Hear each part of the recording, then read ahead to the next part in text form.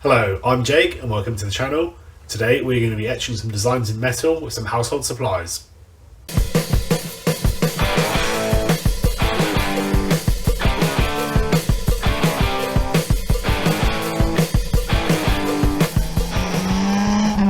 So the general plan today is to experiment with a couple different metals. So we've got mild steel, alloy, stainless steel, a couple of different sort of cotton materials, some different salinity fluids, so 0% salt, 3.5%, 10%, and two different power supplies. And we'll just have a bit of a play and see what works best. So we're going to start our experimentation today, testing out how much salt you need to add to water. I've seen it online, it says use salt water. What does that mean? How much salt do we need to add? I'm going to start with this battery charger and some mild steel. And as you can see, I've cut out 3 little test strips here. They're about 10mm by sort of 2 or 3mm thick. And I'm going to try these 3 salinities and see if they work and which one works best. So we've got the positive side of the battery terminal hooked up here to the metal, the negative side to this cotton bud or Q-tip, whatever you want to call it. And this one is soaked with the 0% water, and there's also a little puddle of 0% water here just over the area we'll be etching. And we'll give this a go for about 1 minute. One of the things I'm looking for is when this power light here goes on to charging, which generally indicates there's a reasonable amount of electricity flow, which seems from the little bit of messing around I've done so far to indicate that the etching process is happening. So yeah, let's give the 0% a go. Just wait for the clock to get to a sensible time and we'll give it a go. Okay, the 0% doesn't really seem to be reacting very much. There's no indication from the charging light. Doesn't appear to be any sort of chemical reactions happening.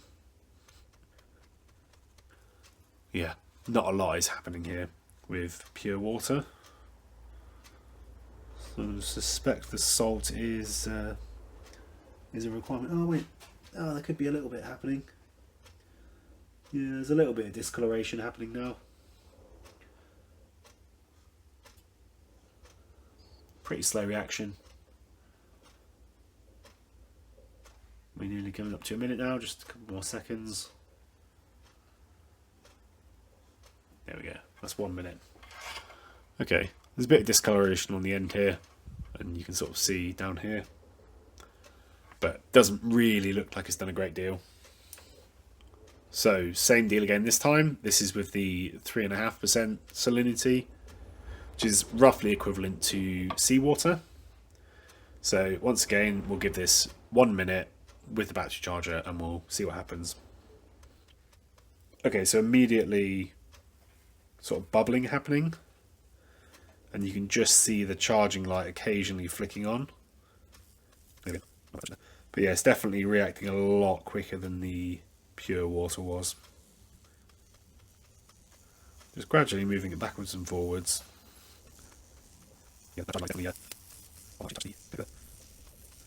Definitely seems a lot more active though than the previous test. There we go, that's 1 minute. Yeah, the end of here looks a bit burnt, and you can see this sort of burnt fluid down here. Next up will be 10%.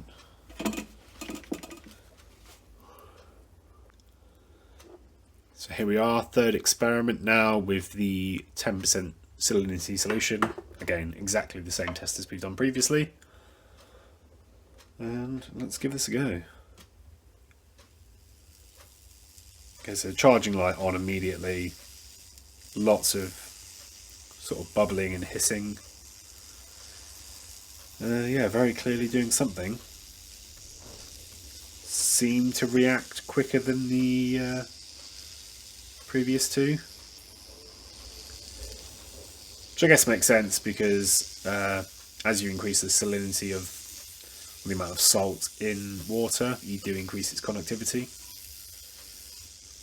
And I think the sort of real feature we want from this fluid is to be as conductive as possible. Wow, this is actually sort of drying up a little bit actually.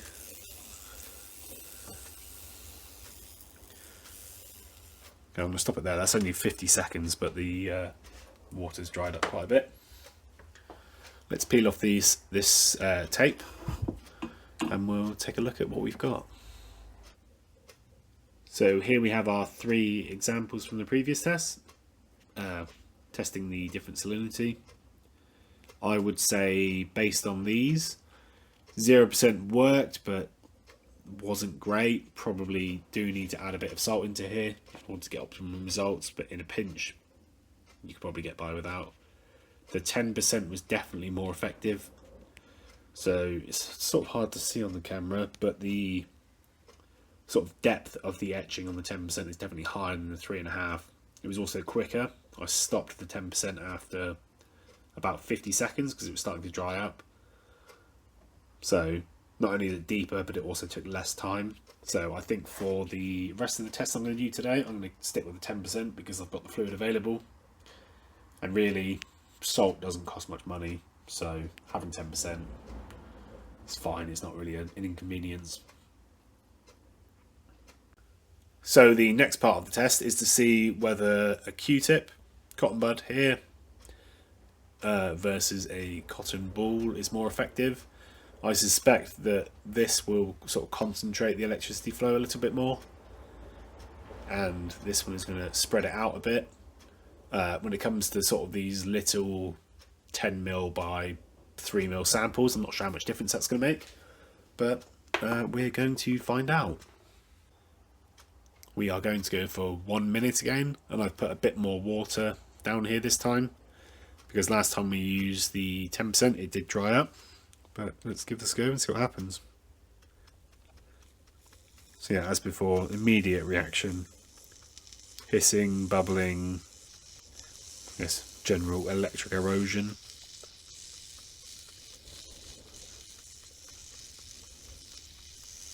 It smells lovely.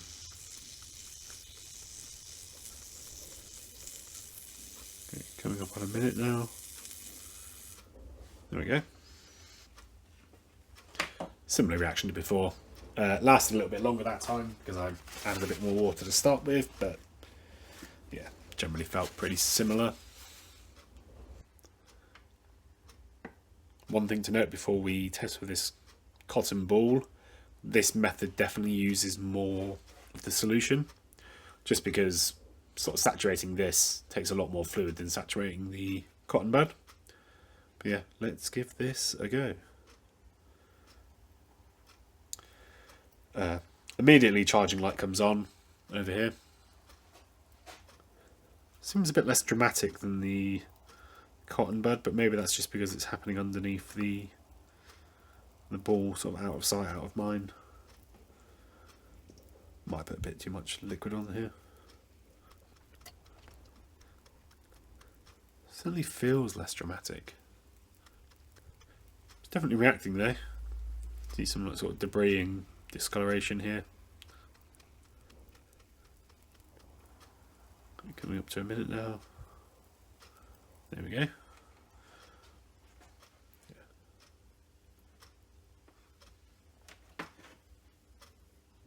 So here we have the result of that last test. I would say the Q-tip side definitely has a deeper etch. I mean, they both worked, but yeah, I'd say that's definitely a sort of deeper, fuller etch than this side. I guess if we go back and compare to what we saw previously, it's probably similar to the 3.5% salinity with the Q-tip. I mean, it all works at the end of the day. If all you had was one or the other, it's not going to be a problem, is it? You just make do and maybe etch for a little bit longer. Okay, so what we're going to try next is a nice little design and some different metals. Okay, scratch what I said previously. What I'm actually going to do now is try the 10% salinity with the Q-tip with a series of AA batteries, and we'll give this a go, see if it works. I'm going to burn my fingers. So yeah, fairly immediate reaction. Doesn't seem to be quite as vigorous as the battery charger, potentially to be expected. Not sure how much current a set of AA batteries can put out, but put a little bit more of that on there.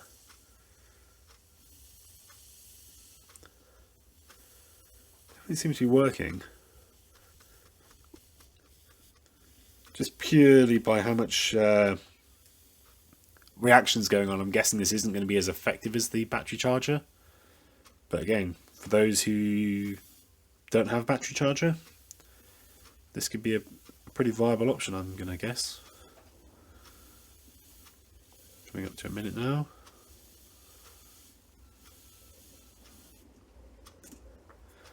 There we go. Definitely got warm.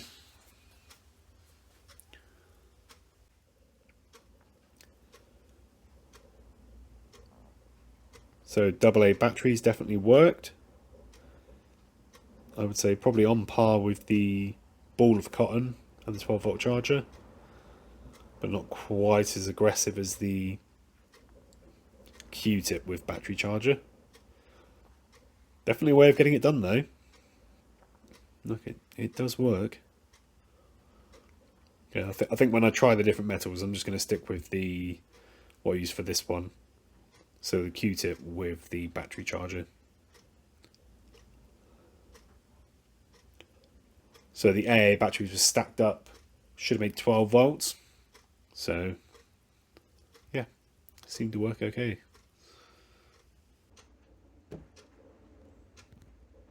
So here we have some nice little designs I cut out on the new Cricut I got for Christmas. I'm going to try on these 3 different metals using Q-tips and the 10% salinity solution with the battery charger. And we'll see if these different metals respond differently. So once again, I'm going to give these a minute per etch and we'll see how we get on.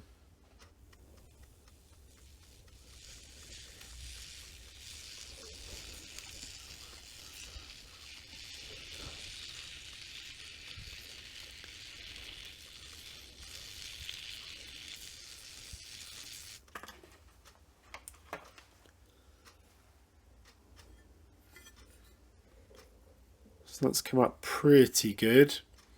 I would say looking at the finish, it looks like the etching has creeped under the sticker somewhat. That might be due to the way I was moving the cotton bud around.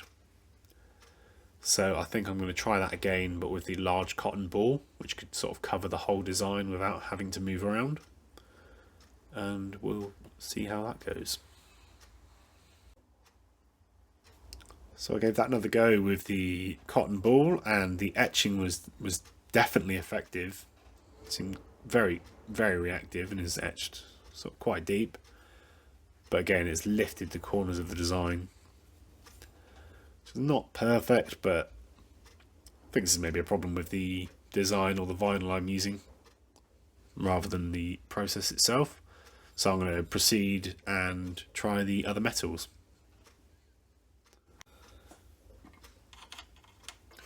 So we'll give this aluminium a go, or aluminum, to you lads across the pond. My first time trying this. Seems to be reacting somewhat. I'm going to try and not move around too much, because I don't want these designs to lift. I think the vinyl I've used is the sort of not very sticky stuff. It's even iron-on stuff. It was just a little off-cut. But certainly on the mild steel, the corners of the design seem to lift, so I'm trying to avoid scrubbing too much.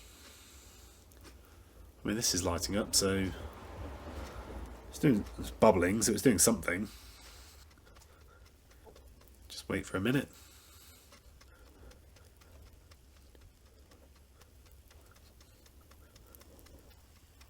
There we go, that should do. So the same process has worked on this aluminium. I would say it seems less aggressive than the mild steel. So if you wanted the same sort of results, you'd probably have to do it for a little bit longer. But as you can see, it's certainly worked. And here we have the stainless steel after the same procedure. As you can see, this is etched quite nicely. Again, 1 minute, battery charger, 10% salinity. Lovely jubbly. I'd say this behaved quite similarly to the mild steel, whereas the aluminium did seem a bit more resistant. But overall, yeah, pretty happy with how these are turning out. So there we are, that just about wraps it up. So today we've tried 2 different power supplies, 3 different salinities and 3 different metals. All of it worked, so any of these options are viable, but certainly the battery charger was definitely more powerful than this. And we found that the higher the salinity, the sort of more conductive this is, and therefore the better it behaves. Mild steel and stainless steel behaved quite similarly. Ali was a bit more resistant. Still works, but might just take a little bit longer. We also tried these sort of cotton balls and Q-tips or cotton buds. Both of those worked fine, it seemed. And yeah, if you can see it bubbling and reacting, it's probably working. I'll reiterate now, as I mentioned at the beginning, you want to attach the positive side to the metal and the negative side to whatever you're using for your etching. I'm sure you can use probably anything to create your designs. I used a Cricut for these, and for the examples I had at the beginning, these sort of test pieces, I just used some tape and cut them out with a knife. So yeah, the world is your oyster. Thank you for watching, and goodbye.